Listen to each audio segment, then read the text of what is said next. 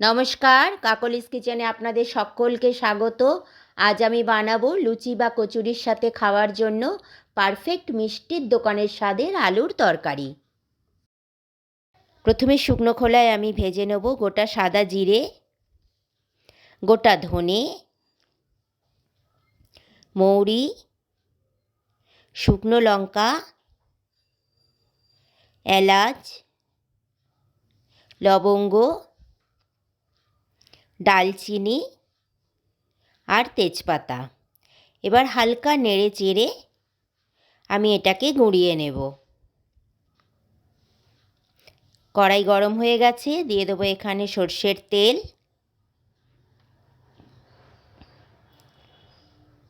তেল গরম হয়ে গেছে, এবার আমি এখানে দিয়ে দেবো 5 ফোড়ন আর শুকনো লঙ্কা। এবার এই ফোড়নটা দিয়ে আমি একটু বেশ ভালো নেড়ে চেড়ে নেব, যাতে ফোড়নের গন্ধটা তরকারিতে খুব ভালোভাবে এসে যায়।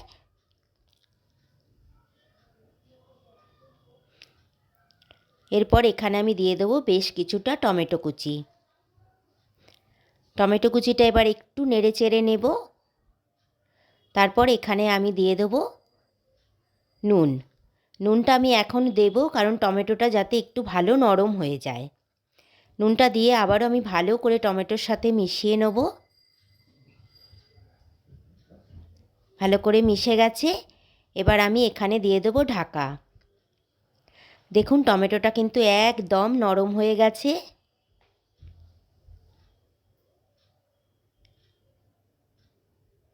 এবার আমি এখানে দিয়ে দেব আদা বাটা আর কাঁচা লঙ্কা বাটা। আদা কাঁচা লঙ্কা দিয়ে আমি একটু ভালো করে নেড়ে চেড়ে নেব, যাতে আদা কাঁচা লঙ্কার কাঁচা গন্ধটা একদম চলে যায়।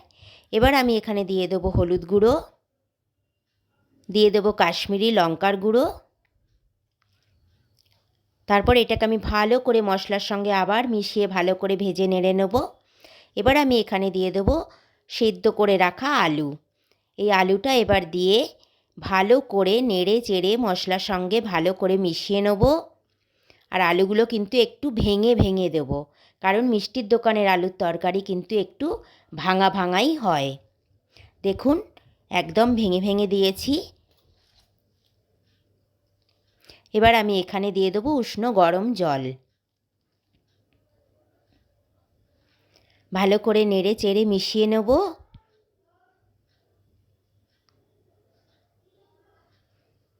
ফুটে গেছে তরকারি। এবার আমি এখানে দিয়ে দেবো কসুরি মেথি। হাতে ম্যাশড করে নিয়ে তরকারির মধ্যে ভালো করে ছড়িয়ে দেবো। এই কসুরি মেথির গন্ধটা কিন্তু এই তরকারিতে অসাধারণ লাগে।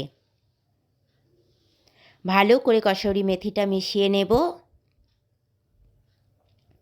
এবার আমি দিয়ে দেব ভাজা মশলাটা, আর দিয়ে দেব গরম মশলা,